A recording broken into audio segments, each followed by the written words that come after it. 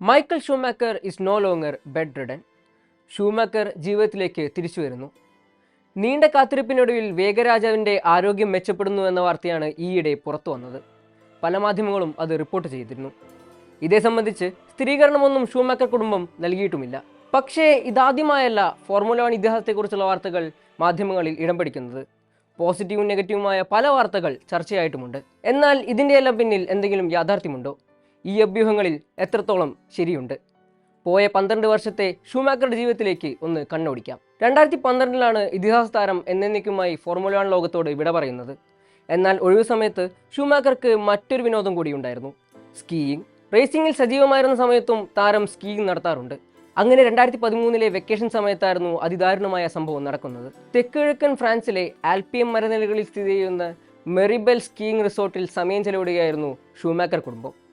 എല്ലാ വർഷവും ഈ റിസോർട്ടിൽ ഷൂമാക്കർ വരാറുണ്ട്. ഈ മലനിരകളും അവിടുത്തെ സ്കീയിങ് ട്രാക്കുകളും മൈക്കിളിന് സുപരിചിതമായിരുന്നു. പക്ഷേ അന്ന് സ്കീയിങ്ങിനിറങ്ങിയ ഷൂമാക്കർക്ക് പിഴച്ചു. സ്കീയിങ്ങിനായി ഒരുക്കിയ ട്രാക്കിൽ നിന്ന് അദ്ദേഹം തെന്നിമാറിപ്പോയി.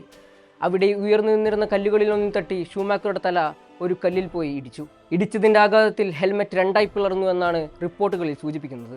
എയർലിഫ്റ്റിലൂടെ ഉടൻ തന്നെ മോണ്ടിയറിലെ ആശുപത്രിയിലേക്കും പിന്നീട് ഗ്രനോബിളിലെ സ്പെഷ്യലിസ്റ്റ് ട്രോമ കെയറിലേക്കും അദ്ദേഹത്തെ മാറ്റി. തലയിൽ രക്തം കട്ടപിടിച്ചതുമൂലം ഉടനടി സർജറിക്കും വിധേയമാക്കി. 250 ദിവസത്തിനു ശേഷം ആശുപത്രിയിൽ നിന്ന് സ്വിറ്റ്സർലൻഡിലെ വസതിയിലേക്ക് എത്തിയ താരത്തെ പിന്നെ ആരും കണ്ടിട്ടില്ല. താരത്തിന്റെ സ്വകാര്യ ജീവിതം ഒരു ഭാഗത്ത് തുടരുമ്പോഴും മാധ്യമങ്ങളിൽ പലതരത്തിലുള്ള അഭ്യൂഹങ്ങൾ താരത്തെക്കുറിച്ച് ഉയർന്നു വന്നിട്ടുണ്ട്.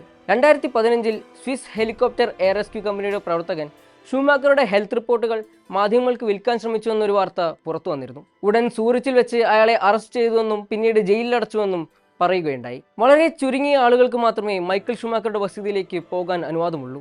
അത്രയും സ്വകാര്യത പാലിച്ചുകൊണ്ടാണ് ഷൂമാക്കർ കുടുംബം മുന്നോട്ട് പോകുന്നതും ഇപ്പോൾ പോകുന്നതും. 2016 ഒരു ജർമ്മൻ മാഗസിൻ മറ്റൊരു അവകാശവാദവുമായി മുന്നോട്ട് വന്നു. അവരുടെ റിപ്പോർട്ടിൽ പറഞ്ഞിരുന്നത് ഷൂമാക്കറിന് എഴുന്നേറ്റ് നടക്കാനും കൈകൾ ഉയർത്താനും കഴിയുന്നു എന്നാണ്. ഷൂമാക്കർ കുടുംബം അതിനെതിരെ നിയമ നടപടി എടുക്കുകയും ചെയ്തു. 2019 താരം പാരീസിൽ സ്റ്റെം സെൽ തെറാപ്പി ചെയ്യുകയാണെന്നും ഭേദമാകുന്നുവെന്നും പല റിപ്പോർട്ടുകൾ പറയുന്നുണ്ടായിരുന്നു. തുടർന്ന് ഡോക്ടർമാർ തന്നെ അത് തെറ്റാണെന്ന് സ്ഥിരീകരിക്കുകയും ചെയ്തു. പിന്നീട് പല സോഷ്യൽ മീഡിയ ഹാൻഡിലുകളും പത്രങ്ങളും വിവിധ റിപ്പോർട്ടുകൾ പുറത്തുവിട്ടിട്ടുണ്ട്. പോസിറ്റീവും നെഗറ്റീവുമായ അടിസ്ഥാനരഹിതമായ പല റിപ്പോർട്ടുകൾ. 2023 ഏറ്റവും സുപ്രധാനമായ വാർത്ത യൂറോപ്യൻ മാധ്യമങ്ങളിൽ പ്രത്യക്ഷപ്പെട്ടത്. സ്പെയിനിലെ മയോർക്കയിൽ വെച്ച് നടന്ന് തൻ്റെ മകൾ ജീന ഷൂമാക്കറുടെ വിവാഹത്തിന് മൈക്കിൾ ആദ്യമായി പബ്ലിക്കിലേക്ക് ഇറങ്ങി എന്നായിരുന്നു അത്. സ്വകാര്യ ചടങ്ങിൻ്റെ ചിത്രങ്ങളും സോഷ്യൽ മീഡിയയിൽ കറങ്ങി നടന്നു. മെട്രോ UK, ബിൽഡ് തുടങ്ങിയ മാധ്യമങ്ങളിൽ അതിനെ സംബന്ധിച്ച് റിപ്പോർട്ടുകളും എഴുതി വന്നിരുന്നു. ഷൂമാക്കർ കുടുംബം ഇതേ സംബന്ധിച്ച് പ്രതികരണങ്ങളൊന്നും നടത്തിയിട്ടുമില്ല. പക്ഷേ അതായിരുന്നു 2014 ശേഷം താരത്തെക്കുറിച്ച് പുറത്തുവരുന്ന ഏറ്റവും സുപ്രധാനമായ അപ്ഡേറ്റ്. പക്ഷേ നീണ്ടകാലം ഷൂമാക്കറുടെ മാനേജറായിരുന്ന വില്ലി വെബർ ഈയിടെ പറഞ്ഞത് മൈക്കിളിനെ ഇനിയൊരിക്കലും പുറത്തു കാണാൻ സാധിക്കില്ല എന്നായിരുന്നു. 4 ദിവസം മുമ്പ് മറ്റൊരു വാർത്ത പുറത്തു വരികയുണ്ടായി.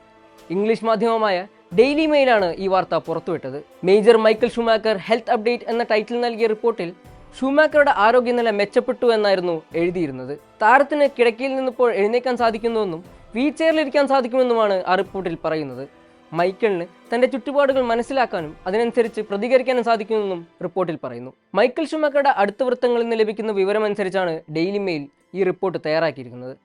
അവരുടെ ചുവടും പിടിച്ച് പല മാധ്യമങ്ങളും ഈ വാർത്ത പ്രസിദ്ധീകരിച്ചിട്ടുണ്ട്. പക്ഷേ ഇതിലെത്രത്തോളം വാസ്തവമുണ്ട്? റിപ്പോർട്ടിലും വ്യക്തമായി ഒന്നും പറയുന്നുമില്ല. വിക്കിപീഡിയ എഡിറ്റേഴ്സ് കമ്മ്യൂണിറ്റി 2017 ഡെയിലി മെയിലിനെ ട്രസ്റ്റഡ് സോഴ്സായി ഉപയോഗിക്കുന്നതിൽ നിന്ന് വിലക്കിയിരുന്നു. ആളുകളെ ആകർഷിക്കാൻ വേണ്ടി വാർത്ത അടിച്ചിറക്കുന്നതും അതുപോലെ ഫാക്ട് ചെക്കിങ്ങിൽ വന്ന ക്രമക്കേടുകളുമാണ് അതിന് പ്രധാന കാരണം. എന്തായാലും ഷൂമാക്കർ കുടുംബം ഇതേ സംബന്ധിച്ച് പ്രതികരണമൊന്നും നടത്തിയിട്ടില്ല. മറ്റ് മെയിൻ സ്ട്രീം മാധ്യമങ്ങളും ഇത് ഏറ്റെടുത്തിട്ടില്ല.